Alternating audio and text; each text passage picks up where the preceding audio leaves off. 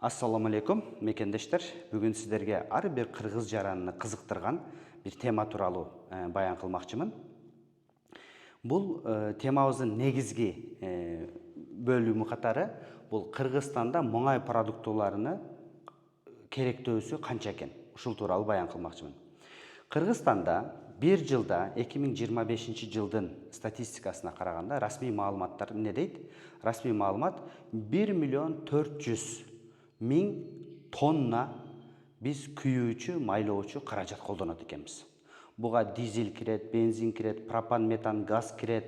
Ошол эле учурда авиакеросин жана майлоочу каражаттар кирет.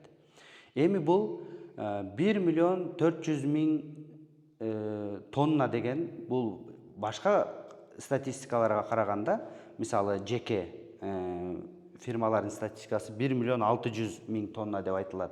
Орточо алганда 1,5 миллион тонна. 1,5 миллиард литр.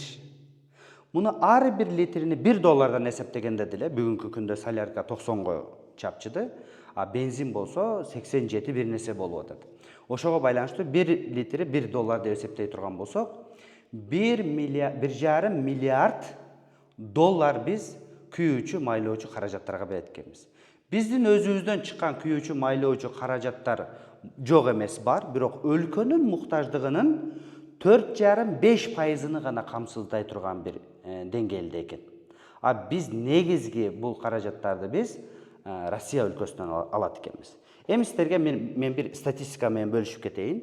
Күйүүчү, майлоочу эмелерден, мисалы бензин, bir жылда биз мынакей чоңойтуп көрсөтөйүн. Бензинди 650 миң тонна бензинди биз не кылат экенбиз, күйгүзөт экенбиз. Ал эми дизель 550 миң тонна, ал эми пропан, метан, авиакеросиндер 200-дөн 400 миң тоннага чейин биз жылды коротот экенбиз. А мунун күндүк дагы эмеси бар, эсеби бар. Күндүк эсепке ала турган болсок, бир күндө биз Кыргызстанда бензинди 1781 тонна не колдонот экенбиз? Бензин колдонот экенбиз. Дизель болсо 1507 тонна, ал эми калган жалпысыны кошкондо 3300 тонна биз не колдонот экенбиз? Ошо күйүүчү, майлоочу каражаттарды колдонот экенбиз. Негизги импорттолгон өлкө бул Россия өлкөсү. Мындайча айтканда биз бул тармактагы энергия булагына Россияга көз каранды бир өлкөбүз.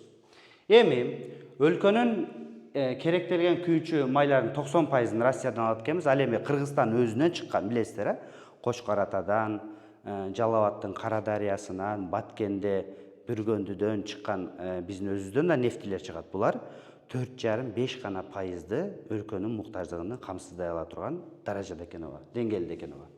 Эми биз муну Кыргызстандын жалпы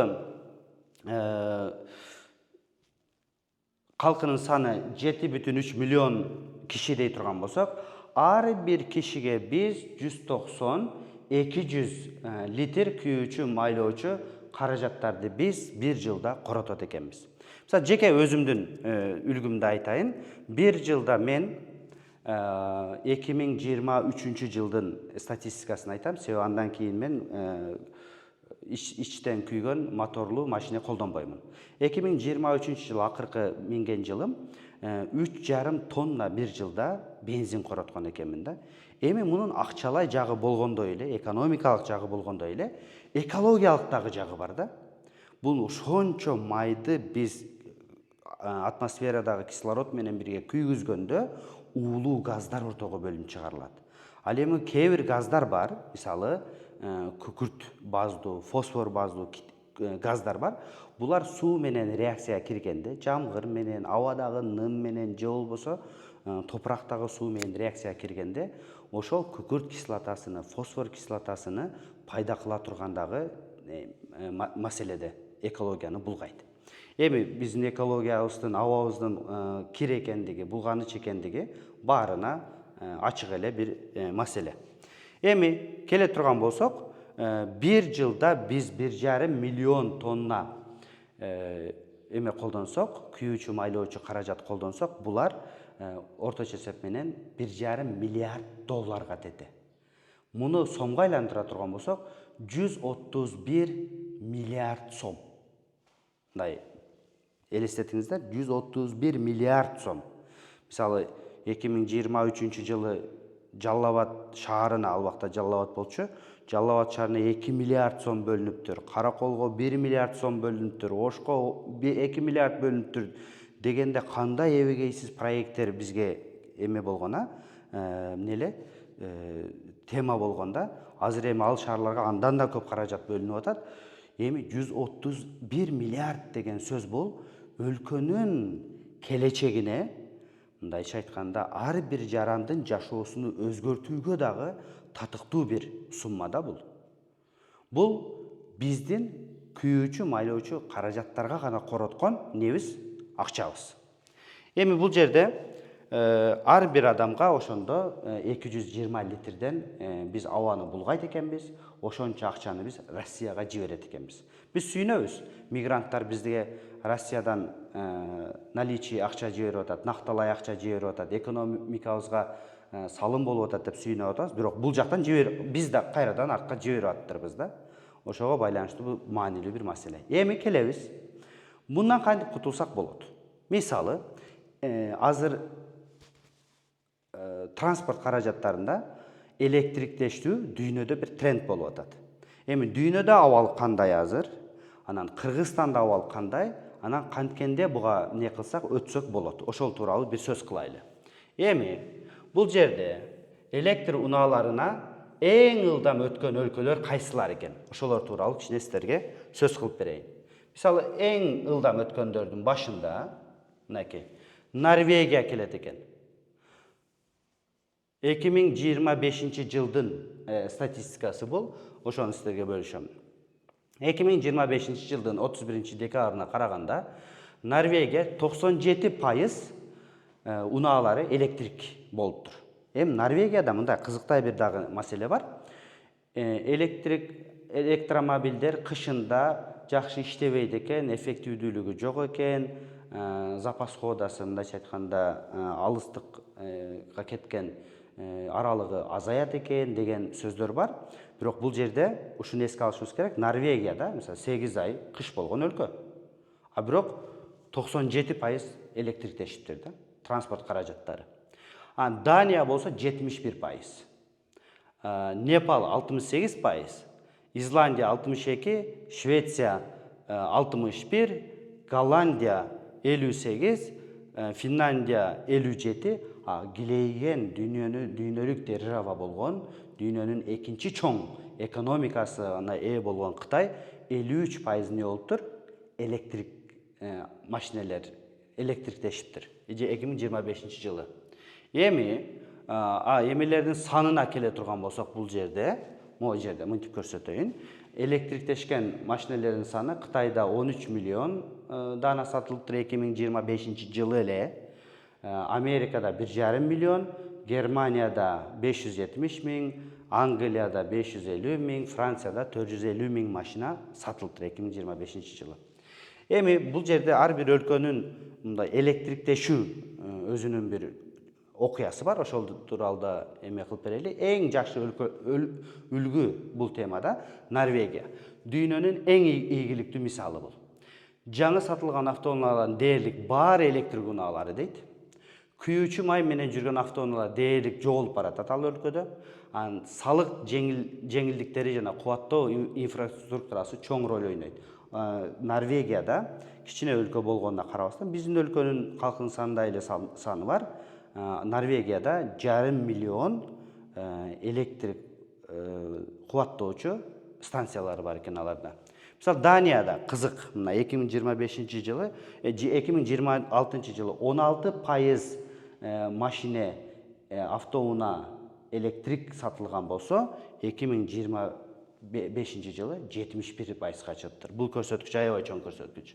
Ал эми бул жерде Кытайдын эң дүйнөдө эң үлгү бул темада болгон өлкө Кытай.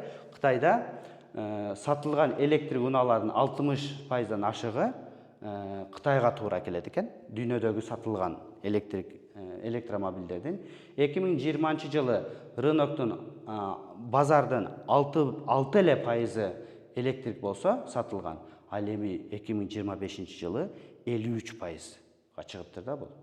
Анан бул жерде Голландияда кызыктай бир эме бар, мына караңыздар. Голландия өзү 33.000 километр квадраттагы чакан бир өлкө. Биздин Жалал Абад областында эле да, Жалал Абад 32.000 километр чарчы болсо, ошол өлкөдө 200.000ден ашык коомдук заряддоочу пункттар бар экен.